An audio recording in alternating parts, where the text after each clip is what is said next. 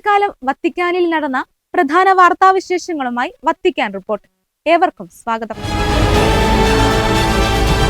പരിശുദ്ധാത്മാവിന് ഹൃദയത്തിൽ ഇടം കൊടുക്കണം. ആത്മാവ് ഉള്ളിൽ വരുമ്പോൾ ജീവിതം മാറിമറിയുമെന്ന് ഫ്രാൻസിസ് പാപ്പ.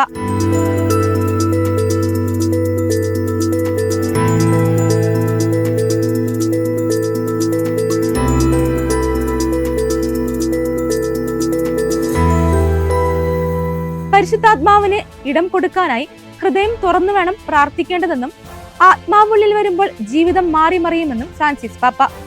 യേശു പഠിപ്പിച്ചതുപോലെ പ്രത്യാശയുടെ തീർത്ഥാടകരുടെ പ്രാർത്ഥന എന്ന പേരിൽ സെന്റ് പോൾ പബ്ലിക്കേഷൻസ് പുറത്തിറക്കിയ പുസ്തകത്തിൽ എഴുതിയ അവതാരികയിലാണ് പ്രാർത്ഥനയുടെ വിവിധ വശങ്ങളെക്കുറിച്ച് പാപ്പ പറഞ്ഞത്. എന്നാൽ നമ്മുടെ ഹൃദയത്തെ മാറ്റിമറിക്കുന്ന പരിശുദ്ധാത്മാവിനോടുള്ള പ്രാർത്ഥനയെക്കുറിച്ച് നാം പലപ്പോഴും സംസാരിക്കാറില്ലെന്നും പാപ്പ ചൂണ്ടിക്കാട്ടി. ബാല്യത്തിൽ തന്നെ പ്രാർത്ഥിക്കാൻ പഠിപ്പിച്ചതും വിശുദ്ധ ഔസേപിതാവിനോടുള്ള ഭക്തി തന്നിൽ വളർത്തിയതും തന്റെ മുത്തശ്ശിയാണെന്നും താൻ സെമിനാരിയിലായിരുന്നപ്പോൾ ആധ്യാത്മിക പിതാക്കന്മാരാണ് തന്നെ പ്രാർത്ഥനയിൽ വളർത്തിയതെന്നും പാപ്പ പറഞ്ഞു. Una immagine che ci tocca e ci tocca da vicino, perché anche il sinodo è un cammino in cui il Signore mette nelle nostre mani la storia, i sogni, le speranze di un grande popolo. Sorelle e fratelli sparsi in ogni parte del mondo, animati dalla nostra stessa fede, mossi dallo stesso desiderio di santità, affinché con loro e per loro cerchiamo di comprendere quale via percorrere per giungere là dove Lui ci vuole portare. Ma come possiamo noi metterci in ascolto della voce dell'angelo? Una via è certamente quella di accostarci con rispetto e attenzione. Si tratta, con l'aiuto dello Spirito Santo e con la forza dello Spirito Santo, di ascoltare e comprendere le voci, cioè le idee, le attese, le proposte, per discernere insieme la voce di Dio che parla alla Chiesa. പാപ്പയായി തിരഞ്ഞെടുക്കപ്പെട്ടപ്പോഴും തന്റെ പ്രാർത്ഥനയുടെ ശൈലി മാറിയിട്ടില്ലെന്നും വാക്കുകൾ ഉപയോഗിച്ചും ബുദ്ധിമുട്ടുകളെ തരണം ചെയ്യാൻ വിശുദ്ധ കുർബാനയുടെ മുന്നിൽ നിശബ്ദതയിലും താൻ സമയം ചിലവഴിക്കാറുണ്ടെന്ന് പാപ്പ വെളിപ്പെടുത്തി.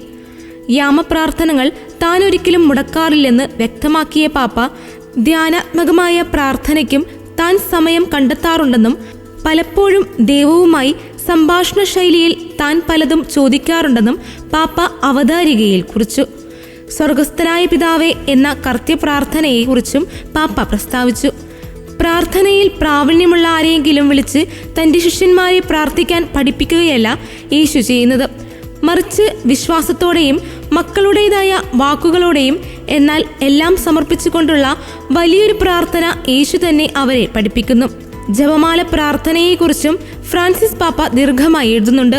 അമ്മയും നമ്മെ നയിക്കുന്നവളുമെന്ന നിലയിൽ പരിശുദ്ധ അമ്മയെ തനിക്ക് അടുത്തുള്ളവളായി കാണാൻ താൻ ഇഷ്ടപ്പെടുന്നുവെന്ന് പാപ്പ വ്യക്തമാക്കി. താൻ ഇപ്പോഴും പ്രാർത്ഥനകൾ ആവശ്യപ്പെടുന്നതിനെക്കുറിച്ചും പാപ്പ വിശദീകരിച്ചു. അത് തന്റെ വിശ്വാസം മൂലമാണ്. സഭയ്ക്കായി താൻ ചെയ്യുന്ന സേവനത്തിൽ സമൂഹം തന്നെ പ്രാർത്ഥനയാൽ പിന്തുണയ്ക്കണമെന്ന് താൻ ആഗ്രഹിക്കുന്നു. സഭ നമ്മെ താങ്ങുന്നില്ലെങ്കിൽ നമുക്കൊന്നും ചെയ്യാനാകില്ല. സമൂഹം തങ്ങളുടെ മെത്രാനായും മെത്രാൻ തന്റെ ജനത്തിനായും പ്രാർത്ഥിക്കണമെന്നും പാപ്പ പറഞ്ഞു. വത്തിക്കാനിൽ ആരംഭിച്ച മെത്രാന്മാരുടെ സിനഡിന്റെ 16ാം പൊതുയോഗത്തിന്റെ ആദ്യ സമ്മേളനത്തിൽ നടത്തിയ പ്രഭാഷണത്തിലും പരിശുദ്ധാത്മാവിന്റെ പ്രവർത്തനങ്ങൾക്കായി ഹൃദയം തുറന്നു കൊടുക്കേണ്ടതിന്റെ ആവശ്യകതയെക്കുറിച്ച് പാപ്പ സംസാരിച്ചിരുന്നു. Va accolta con gratitudine e con semplicità, per farsi eco di ciò che Dio ha donato a beneficio dei fratelli. Nel concreto badiamo a non trasformare i nostri contributi in puntigli da difendere o agende da imporre, ma offriamoli come doni da condividere, pronti anche a sacrificare ciò che è particolare, se ciò può servire a far nascere insieme qualcosa di nuovo secondo il progetto di Dio. Altrimenti finiremo per chiuderci in dialoghi tra sordi, dove ciascuno cerca di tirare acqua al proprio mulino, senza ascoltare gli altri e soprattutto senza ascoltare la voce del Signore. ഭ്രൂണഹത്യ മനുഷ്യാവകാശങ്ങളുടെ ലംഘനം, കൊലപാതകമെന്ന് Francis പാപ്പ.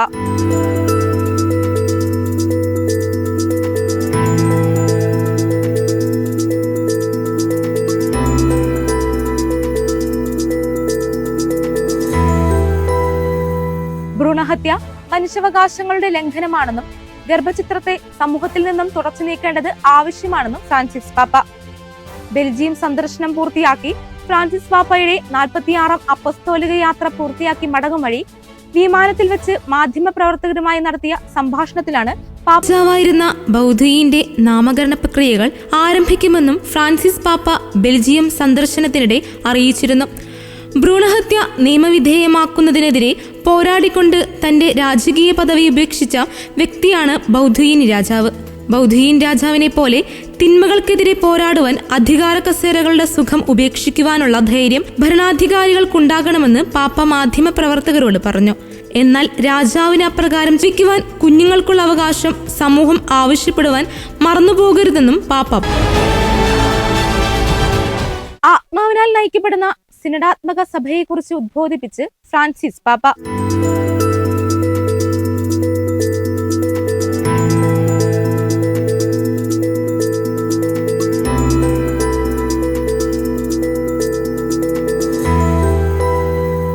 പരിശുദ്ധാത്മാവ് നമ്മിൽ ദൈവസ്നേഹം നിറയ്ക്കുന്ന അഗ്നിയാണെന്നും ആ സ്നേഹം ഉള്ളിലുണ്ടെങ്കിൽ മാനവികതയെ മുഴുവൻ പക്ഷഭേദങ്ങളില്ലാതെ നമുക്ക് സ്നേഹിക്കാനാകുമെന്നും ഫ്രാൻസിസ് പാപ്പ.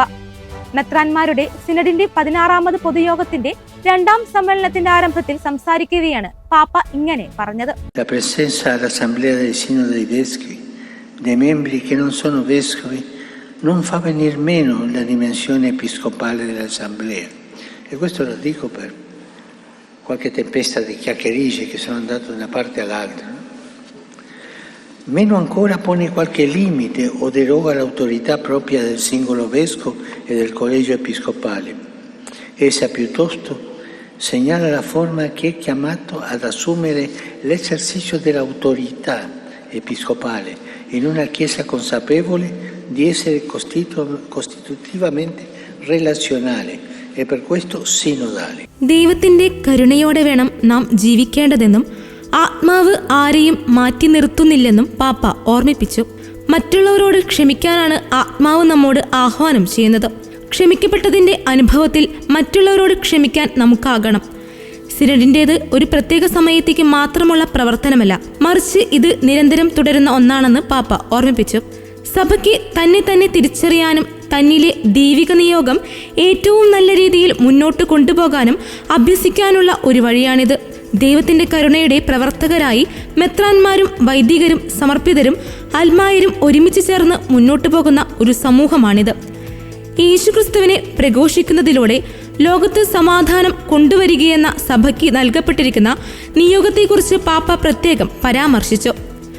എത്ര കഠിനഹൃദയരും മാറ്റിമറിക്കാൻ കഴിവുള്ള പരിശുദ്ധാത്മാവിന്റെ പ്രവർത്തനങ്ങളുടെ പ്രാധാന്യവും പാപ്പ തന്റെ പ്രഭാഷണത്തിൽ എടുത്തു പറഞ്ഞു.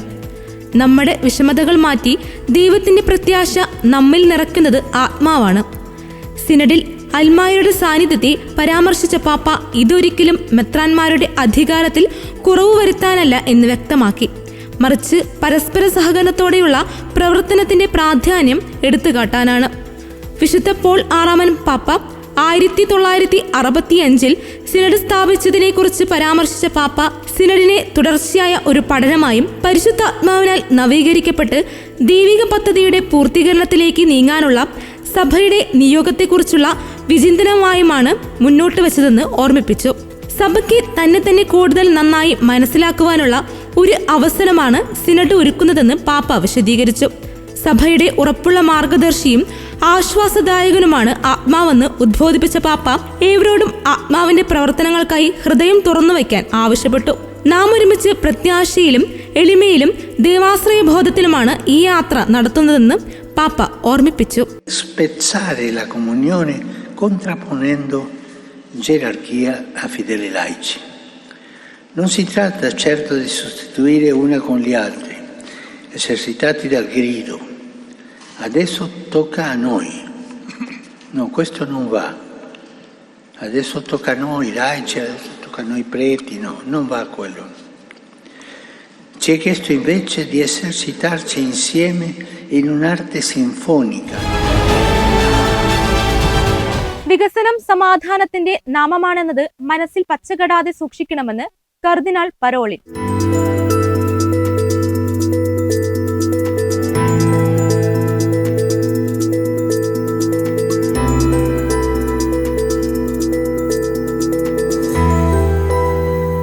സുസ്ഥിര വികസനം കൈവരിക്കാൻ സാധ്യമായ സർവമാർഗങ്ങളും വിനിയോഗിക്കാനുള്ള രാഷ്ട്രീയ ഇച്ഛാശക്തി സമാധാനപൂർണവും സമൃദ്ധി നിറഞ്ഞതുമായ ഒരു ഭാവി കെട്ടിപ്പടുക്കുന്നതിന് അനിവാര്യ വ്യവസ്ഥയാണെന്ന് വത്തിക്കാൻ സംസ്ഥാന കാര്യദർശി കർദിനാൾ പിയത്രോ പരോളിൻ അമേരിക്കൻ ഐക്യനാടുകളിൽ ന്യൂയോർക്കിൽ ഐക്യരാഷ്ട്രസഭയുടെ പൊതുയോഗത്തിന്റെ 79ാം സമ്മേളനത്തിൽ ഭാവിയെ അധികരിച്ചുള്ള ഉച്ചകോടിയിൽ സംസാരിക്കുകയായിരുന്നു അദ്ദേഹം.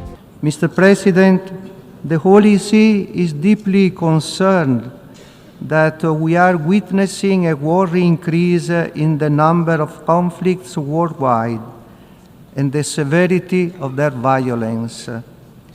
These conflicts are responsible for a significant loss of innocent life and a vast amount of destruction. 75 years after the ratification of the Geneva Conventions, humanitarian law is still being undermined and increasingly being violated. The targeting of places of worship, educational institutions, medical facilities, and other civil infrastructure is a prevalent phenomenon.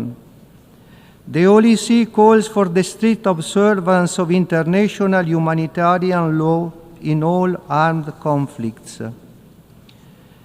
The situation becomes more complex when one considers the destabilizing role often played by violent non-state actors in many of the crises around the globe. It is imperative that these groups seek a constructive engagement with states, renounce violence and acts of terrorism, and enter into legality. Peace is only possible if it is wanted. The pursuit of peace is a collective responsibility. It is imperative to move beyond rhetoric and the tendency to ascribe blame. However, the reality is that there is no genuine commitment to achieving peace. അന്താരാഷ്ട്ര ധനകാര്യ സ്ഥാപനങ്ങളുടെ പരിഷ്കരണം, കടങ്ങളുടെ പുനഃക്രമീകരണം, കടം എഴുതിത്തള്ളൽ തന്ത്രങ്ങൾ നടപ്പാക്കൽ തുടങ്ങിയ കാര്യങ്ങളും ഇവിടെ ആവശ്യമായി വരുന്നുവെന്ന് കർദിനാൾ പരോളിൻ വിശദീകരിച്ചു. ബഹുമുഖ സംവിധാനത്തിൽ പ്രകടമായ പ്രതിസന്ധിയുടെ പശ്ചാത്തലത്തിലാണ് ഇപ്പോഴത്തെ ഉച്ചകോടി വിളിച്ചുകൂട്ടപ്പെട്ടിരിക്കുന്നതെന്ന് അനുസ്മരിച്ച അദ്ദേഹം രാഷ്ട്രങ്ങളുടെ പരസ്പര വിശ്വാസ തകർച്ചയാണ് ഇതിന് പ്രധാനമായും കാരണമെന്ന് സംഘർഷങ്ങളുടെ വർദ്ധമാനമായി കൊണ്ടിരിക്കുന്ന വ്യാപനവും തീവ്രതയും കാണിച്ചു തരുന്നുവെന്ന് പറഞ്ഞു. ആകയാൽ ഈ ഉച്ചകോടി പ്രത്യാശയുടെ ഉറവിടവും കാരണവുമാകണമെന്നും ഇരുട്ടിൽ സ്വയം പൂട്ടിയിടാത്തതും ഭൂതകാലത്തിൽ തളച്ചിടാത്തതും വർത്തമാനകാലത്തിലൂടെ അലക്ഷ്യമായി കടന്നുപോകാത്തതും എന്നാൽ ഒരു നാളെയെ കാണാൻ കഴിയുന്നതുമായ ഒരു ഹൃദയത്തിന്റെ ഗുണമാണ് പ്രതീക്ഷയെന്ന് കർദിനാൾ പരോളിൻ വിശദീകരിച്ചു. ഓരോ വ്യക്തിയുടെയും ദൈവദത്തമായ അന്തസ്സ്, സമഗ്ര മാനവ വികസന പരിപോഷണം, എല്ലാ രാഷ്ട്രങ്ങളുടെയും സമത്വം, പരമ ഔന്നത്യം, രാഷ്ട്രങ്ങളുടെ പരസ്പര വിശ്വാസ സ്ഥാപനം എന്നിവ ഉൾപ്പെടെയുള്ള തത്വങ്ങളുടെ അടിത്തറയിൽ നിർമ്മിക്കപ്പെടേണ്ടതാണ് ഭാവിയെന്നും അതിനാൽ നിരവധി മേഖലകളിലെ പ്രവർത്തനങ്ങൾ പുനർവിചിന്തന വിധേയമാക്കേണ്ടത് ആവശ്യമാണെന്നും അദ്ദേഹം പറഞ്ഞു. ദാരിദ്ര്യ നിർമ്മാർജ്ജനം, പൊതുവായ നിരായുധീകരണം, പ്രത്യേകിച്ച് ആണവായുധ സമ്പൂർണ്ണ നിരോധനം, കൃത്രിമ ബുദ്ധിയുടെ ഉപയോഗത്തിൽ ധാർമ്മികത തുടങ്ങിയവയുടെ പ്രാധാന്യവും കർദിനാൾ പരോളിൻ ചൂണ്ടിക്കാട്ടി. There is a need to recover the roots, the spirit and the values that gave rise to this organization, while at the same time taking into account the changed context. The first and most necessary reform needed is the return to a sincere and open dialogue. It is evident that without dialogue and an open exchange of perspectives, even when there is disagreement, consensus and agreement cannot be reached. The Holy See as it has done in these last 6 decades of presence at the UN, continues to support the work of the organization, making its voice heard in defense of the poor, of those in vulnerable situations, supporting every peace process and initiative. Thank you, Mr. President.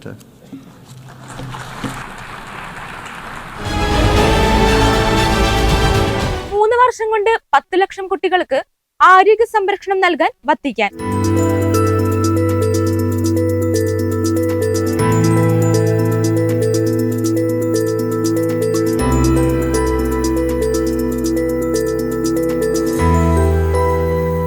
അടുത്ത 3 വർഷത്തിനുള്ളിൽ ലോകമെമ്പാടുമുള്ള 10 ലക്ഷം കുട്ടികൾക്ക് ആരോഗ്യ സംരക്ഷണം നൽകാനുള്ള ദൗത്യത്തിനായി പുതിയ പദ്ധതികൾ ആവിഷ്കരിച്ച് വത്തിക്കാൻ.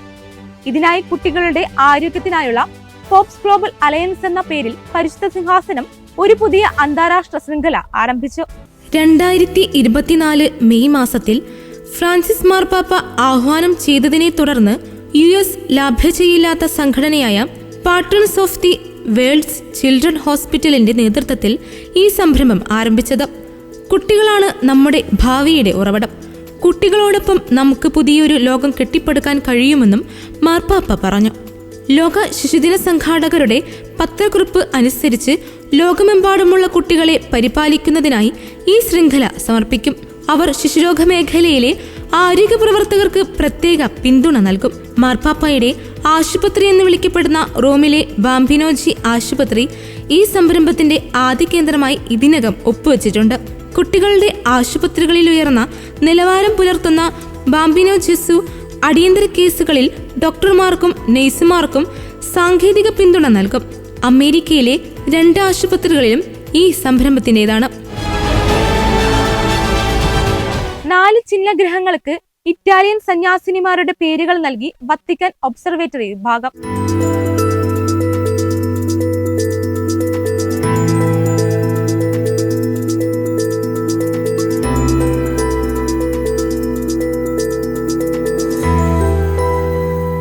സുവോ ഡി മരിയ ബാംബിന സന്യാസ സമൂഹത്തിൽ നിന്നുള്ള സന്യാസിനിമാരായ sister Concetta Finardi, sister Luigia Panseri, sister Emilia Ponsoni, sister Regina Colombo എന്നിവർ 1910നും 1921നും ഇടയിൽ ഏകദേശം 1/2 ദശലക്ഷം ആകാശഗോളങ്ങളെ പട്ടികപ്പെടുത്തുകയുണ്ടായി. അവരുടെ ഈ പ്രവർത്തനത്തിനുള്ള അംഗീകാരമായിട്ടാണ് ചിഹ്നഗ്രഹങ്ങൾക്ക് സന്യാസിനിമാരുടെ പേരുകൾ നൽകിയത്. 1990 ജോർജ് ടൗൺ യൂണിവേഴ്സിറ്റിയിലെ ഒബ്സർവേറ്ററിയും ജസ്യൂട്ട് വൈദികനുമായ ഫാദർ ജോൺ ഗെഹൻ അവരുടെ അസാധാരണ കാഴ്ചശക്തി, ക്ഷമ, ശാസ്ത്രപരവും മെക്കാനിക്കൽ ജോലികളോടുള്ള അഭിരുചി എന്നിവ പരിഗണിച്ചാണ് ഈ ദൗത്യത്തിൽ പങ്കാളികളാക്കിയത്.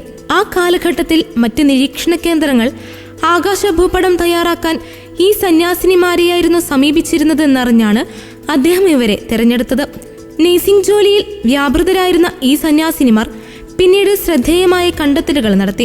481 215 ആകാശഗോളങ്ങളുടെ തെളിച്ചവും സ്ഥാനവും രേഖപ്പെടുത്തുന്ന വലിയ കണ്ടെത്തലായിരുന്നു അത്. ഈ കണ്ടെത്തലുകൾ 10 വാല്യങ്ങളുള്ള കാറ്റലോഗായാണ് പ്രസിദ്ധീകരിച്ചത്.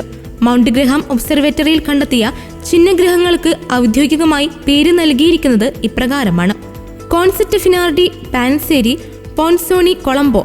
കൂടാതെ ചിഹ്നഗ്രഹമായ ജിയോണ്ടി എന്ന് പേരിട്ടത് വത്തിക്കാൻ ഒബ്സർവേറ്ററിയിൽ ജോലി ചെയ്യുന്ന ജെസ്യൂട്ട് പുരോഹിതനായ ഫാദർ ഗബ്രിയേൽ ജിയോണ്ടിയുടെ ബഹുമാനാർത്ഥമായാണ്. അതോടെ ജെസ്യൂട്ടുകളുടെ പേരിലുള്ള മൊത്തം ആകാശഗോളങ്ങളുടെ എണ്ണം പേരിടൽ പ്രക്രിയയ്ക്ക് മേൽനോട്ടം വഹിക്കുന്നത് അന്താരാഷ്ട്ര ജ്യോതിശാസ്ത്ര യൂണിയന്റെ മൈനർ പ്ലാനറ്റ് സെന്ററാണ്. സ്ഥിരമായ പേര് നൽകുന്നതിന് മുമ്പ് ഈ സെന്റർ ചിഹ്നഗ്രഹങ്ങളെ തുടർച്ചയായി നിരീക്ഷിക്കുകയും അതിന്റെ ഭ്രമണപഥം സ്ഥിരീകരിക്കുകയും ചെയ്യുന്നു. ഈ അംഗീകാരം ഈ സന്യാസിനികളുടെ പാരമ്പര്യത്തെയും ജ്യോതിശാസ്ത്രത്തിലെ അവരുടെ സുപ്രധാന സംഭാവനകളെയും മാനിക്കുന്നു. ലോകസമാധാനത്തിനായി പ്രാർത്ഥനയ്ക്കും ഉപവാസത്തിനും ആഹ്വാനം ചെയ്ത് ഫ്രാൻസിസ് പാപ്പ.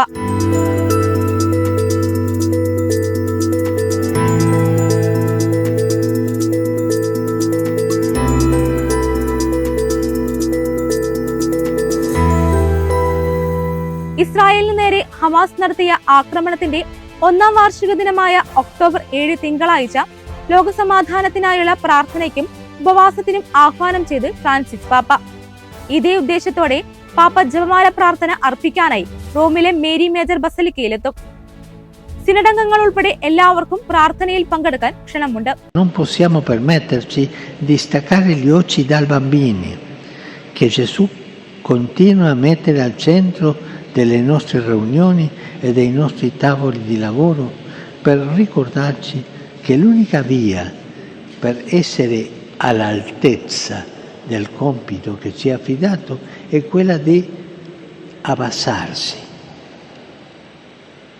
è quella di farci piccoli e di accoglierci a vicenda come tali con umiltà. ലോകസമാധാനത്തിന് കടുത്ത ഭീഷണിയുയർത്തി ലോകത്തിന്റെ വിവിധ ഭാഗങ്ങളിൽ സായുധ സംഘർഷങ്ങളും യുദ്ധങ്ങളും നടമാടുന്നതിനിടെ വിശ്വാസത്താൽ പ്രേരിതരായി പ്രാർത്ഥനയുടെയും ഉപവാസത്തിന്റെയും ആയുധങ്ങളേന്തി സമാധാനത്തിനായി പോരാടാൻ ഫ്രാൻസിസ് പാപ്പ ആഹ്വാനം ചെയ്തു. സിനഡിന് ആരംഭം കുറിച്ചുകൊണ്ട് ഒക്ടോബർ 2 വത്തിക്കാനിലെ വിശുദ്ധ പത്രോസിന്റെ ചത്തുരത്തിൽ നടന്ന വിശുദ്ധ ബലിയർപ്പണ മധ്യേ നടത്തിയ പ്രഭാഷണത്തിനിടയിലാണ് ഒക്ടോബർ 7 തിങ്കളാഴ്ച പ്രത്യേകമായ പ്രാർത്ഥനയ്ക്കും ഉപവാസത്തിനും പാപ്പ ആഹ്വാനം ചെയ്തത്. 2023 ഒക്ടോബർ 7 പലസ്തീനിലെ ഹമാസ് ഇസ്രായേലിന് നേരെ നടത്തിയ ആക്രമണത്തിന്റെ 1-ാം വാർഷിക ദിനമാണ്. ലോകസമാധാനത്തിനുള്ള പ്രാർത്ഥനയുടെയും ഉപവാസത്തിന്റെയും ദിവസമായി പാപ്പ തെരഞ്ഞെടുത്തത്. വിശുദ്ധനാട് ഉൾപ്പെടെ വിവിധയിടങ്ങളിൽ കഴിഞ്ഞ 1 വർഷമായി നടന്നുകൊണ്ടിരിക്കുന്ന സായുധ സംഘർഷങ്ങൾക്കും നിരവധി മരണങ്ങൾക്കും കാരണമായത് ഇസ്രായേലിന് നേരെ ഹമാസ് നടത്തിയ ആക്രമണമായിരുന്നു. അതേസമയം ലോകത്തിന്റെ വിവിധ ഭാഗങ്ങളിൽ, പ്രത്യേകിച്ച് റഷ്യ ഉക്രൈൻ യുദ്ധത്തിന്റെയും ആഫ്രിക്കയിലെ വിവിധയിടങ്ങളിൽ ജനങ്ങൾ നേരിടുന്ന സായുധ സംഘർഷങ്ങളുടെയും വിവിധ ജനതകളെയും ദേശങ്ങളെയും കഷ്ടത്തിലാക്കുന്ന അതിക്രമങ്ങളുടെയും പശ്ചാത്തലത്തിൽ കൂടിയാണ് പ്രാർത്ഥനയും ഉപവാസവും നടത്തിക്കൊണ്ട് സമാധാനത്തിനായി പ്രാർത്ഥിക്കാൻ ഏവരെയും ആഹ്വാനം ചെയ്തതെന്ന് പാപ്പ വ്യക്തമാക്കി.